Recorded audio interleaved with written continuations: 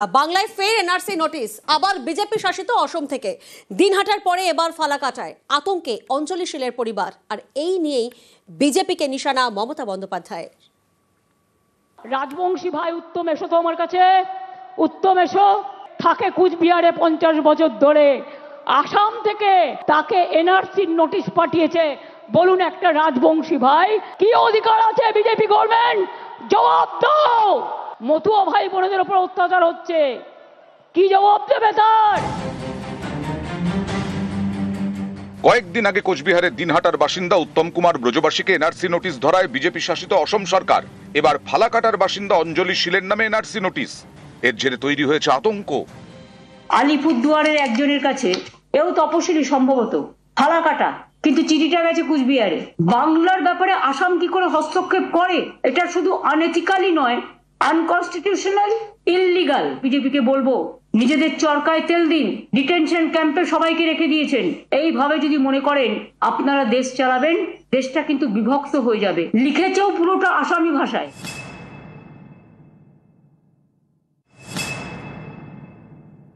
হ্যাঁ, আমরা আতঙ্কিত।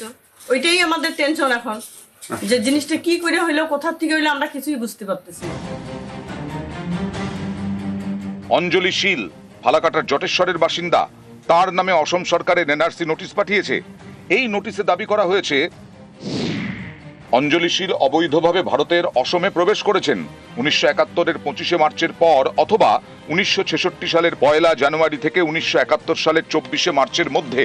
অঞ্জলি শীলকে ভারতের বৈধ নাগরিকত্বের প্রমাণ দিতে হবে। আমি কি বলবো?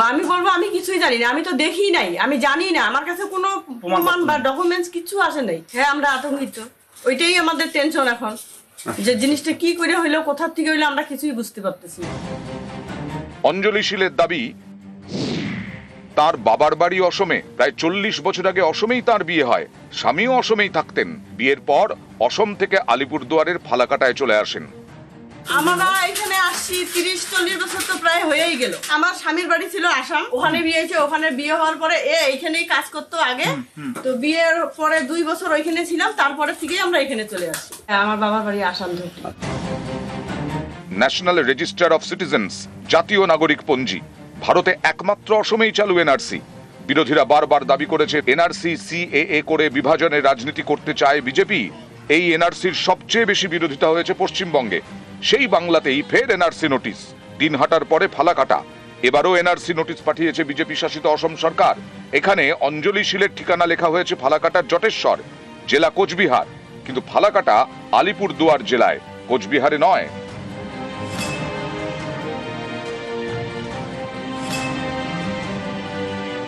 এই যে সর্বত্র বাংলা ভাষীদের বিরুদ্ধে একটা ভাষা সন্ত্রাস তৈরি করেছে, এগুলো তো মাননীয় মুখ্যমন্ত্রী বারবার প্রতিবাদ করছেন। আমাদের রাজ্যের বাসিন্দাদের কোন সাহসে, কি করে, কোন অধিকারে এই ধরনের চিঠি পাঠাচ্ছে, নোটিশ পাঠাচ্ছে? এবং যারা আমাদের রাজ্যের দীর্ঘদিনের পুরনো বাসিন্দা, যাদের সমস্ত রকম তথ্য প্রমাণ নথি রয়েছে, মাননীয় মুখ্যমন্ত্রী তো বারবার এরই প্রতিবাদ করেছেন। কাকে পাঠানো হয়েছে, কেন পাঠানো হয়েছে, সেটা যুক্তিযুক্ত কিনা সেটা বলতে পারবো না। পরিযায়ী শ্রমিক, আপনারা জানেন যে লক্ষ লক্ষ মানুষ আজকে পরিযায়ী শ্রমিক হয়ে বেঙ্গল থেকে বাইরে চলে গেছে। তাদের কাছে আইডি কার্ড আছে, তাদের কাছে ডকুমেন্টস আছে। যাদেরকে ধরা হচ্ছে তারা বাংলাদেশি। সুতরাং সেখানে ওই কুচবিহারের মতো ঘটনায় 1-2 কেস এরকম হতে পারে। কারণ এসআইআর হবে, 1 কোটির ওপর নাম কাটা যাবে আমাদের আন্দাজ। আমার বাংলার যে কোনো মানুষ হোক, যার কাছে ডকুমেন্ট আছে, সে হিন্দু হোক, মুসলমান হোক, খ্রিস্টান হোক, শিখ হোক, তারা ভোট দেবে। আলিপুরদুয়ার থেকে রাজকুমার কর্মকার, নিউজ 18 বাংলা।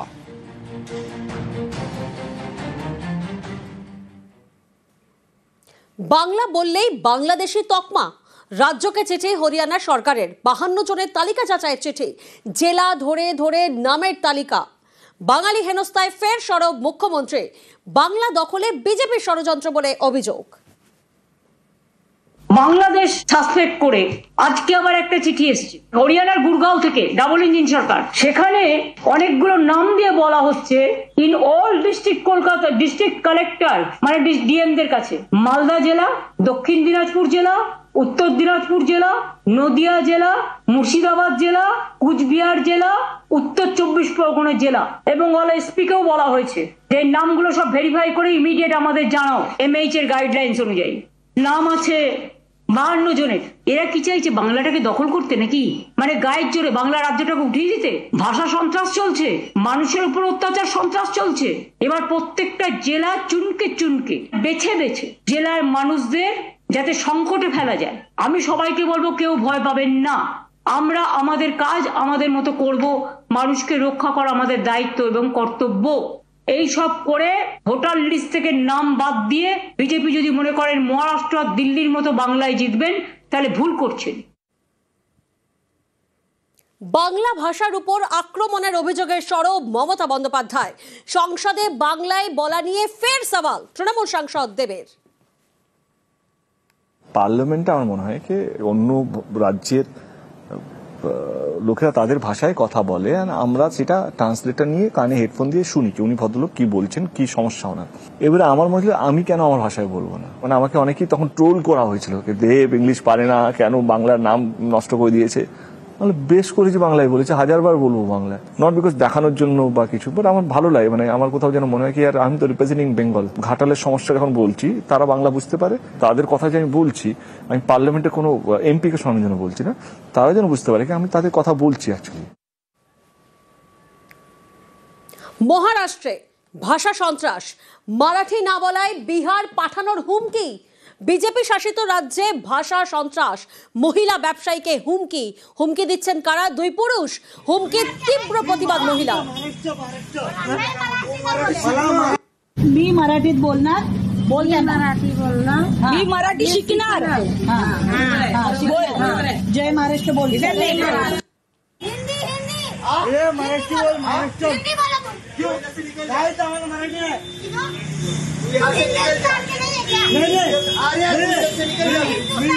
मी महाराष्ट्र महाराष्ट्र मला महाराष्ट्र तू मराठी समजलं काय कसं करते काय करते तुम्ही? मी मराठीत बोलणार, मराठी बोलणार, मी मराठी शिकणार, जय महाराष्ट्र बोल. जय महाराष्ट्र जोरात बोल. नहीं तो बिहार भेज देंगे भाई तेरे को. मला माफ करो, तेरा धंधा बिंदा है ना सब बेड़ा बन. ये जो किया ना तूने कि हिंदुस्तान और जेंट्स को देख के तूने और पावर दिखाया कि क्या करने का करो. व्हिडिओ बघितला ना किती दादागिरी करू.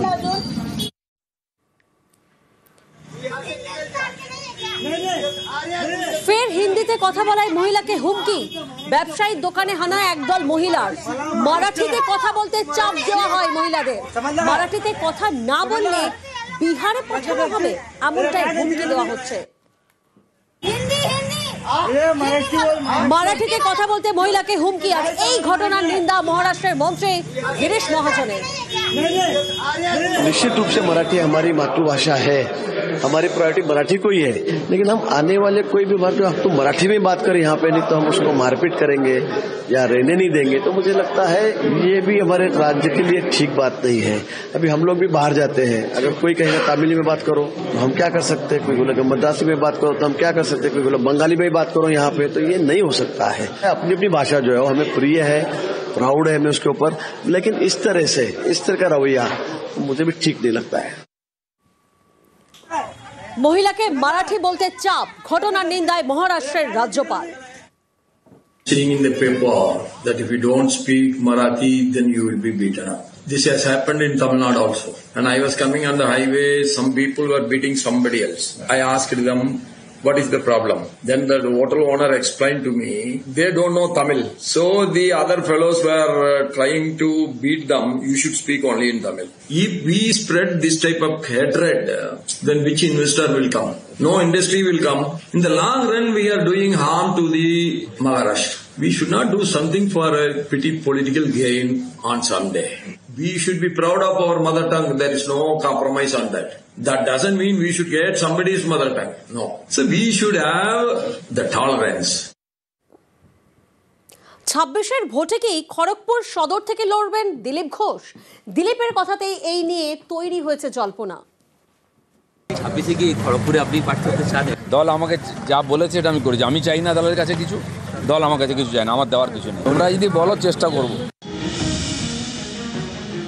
দিলীপ ঘোষ আরএসএস থেকে রাজনীতিতে, খড়গপুরের ঘরের ছেলে। এই খড়গপুর দিলীপকে অনেক কিছু দিয়েছে। রাজ্য সভাপতি দিলীপ ঘোষকে প্রথম বিধায়কের চেয়ারে বসিয়েছে খড়গপুর সদর। 2016 সালের বিধানসভা ভোট, খড়গপুর সদর আসনে প্রথমবার ভোটে লড়েন দিলীপ ঘোষ। প্রথমবার লড়েই কংগ্রেসের 10 বারের বিধায়ক জ্ঞান সিং সোহনপালকে হারান। এরপর 2019-এ মেদিনীপুর থেকে সাংসদ, কিন্তু 2024 সালে সেই মেদিনীপুরের টিকিটই পাননি। তাকে বিজেপি প্রার্থী করে বর্ধমান দুর্গাপুর কেন্দ্রে, সেখানে তিনি হেরে যান।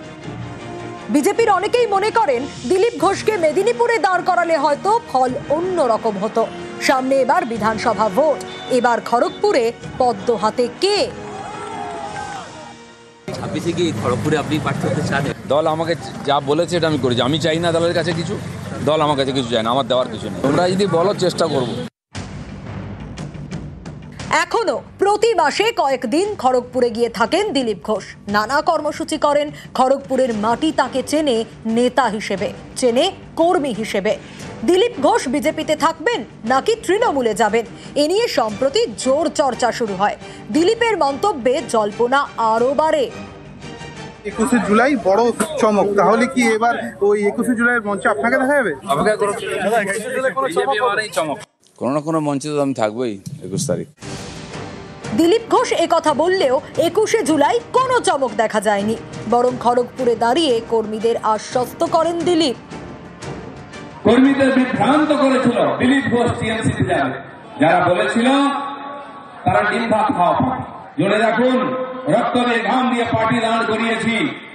যতক্ষণ না নবান্নে ভারতীয় জনতা পার্টির নেতা বসেছে, এই লড়াই চলবে। নেতা যা বোঝানোর বুঝিয়ে দিয়েছেন, সেই মতো পড়েছে পোস্টার মঙ্গলবার আহিরিটোলার ঘাটে। নিউজ 18 বাংলা। 26-এ খড়গপুরে লড়বেন দিলীপ ঘোষ। জল্পনা জিইয়ে রাখলেন দিলীপ ঘোষ। আগে পার্টি বলেছে বলে ভোটে লড়েছি, এমনটা মন্তব্য করছেন দিলীপ ঘোষ। খড়গপুর মেদিনীপুরে জিতেছি, মন্তব্য দিলীপ ঘোষের। শেষবার লড়িনি, ফল দেখেছেন, মন্তব্য দিলীপের। দল যদি চায় ভোটে লড়বো, এমনটাই মন্তব্য করছেন দিলীপ ঘোষ।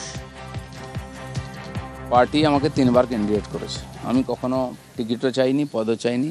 পার্টি মনে হয়েছে দেওয়া উচিত। माननीय अमित शाह प्रेसिडेंट ছিলেন, তিনি বলছেন নাই নাই বড় লিডার को लड़ना चाहिए। আমি 6 মাস প্রেসিডেন্ট হয়েছি, 1 বছর আগে পার্টিতে এসে আমাকে বলা হয় ইলেকশন লড়তে হবে। পার্টির নির্দেশ মেনে নিয়েছি। হ্যাঁ, চয়েস জিজ্ঞেস করা হয়েছিল, আমি খড়গপুর বলেছিলাম অ্যাসেম্বলিতে। পরের বারে 3 বছর পরে আবার বলে ইলেকশন লড়ো, জিজ্ঞেস করা হলো, আমি মেদিনীপুর বললাম, জিতেছি। তৃতীয়বার আমাকে কেউ জিজ্ঞেস করেনি, পার্টি যা বলেছে আমি গেছি, রেজাল্ট আপনারা জানেন। আর আমার মনে হয় পার্টি ওটা এক্সপেরিমেন্ট করেছিল, সফল হয়নি, বাকি পার্টি ভাবছে।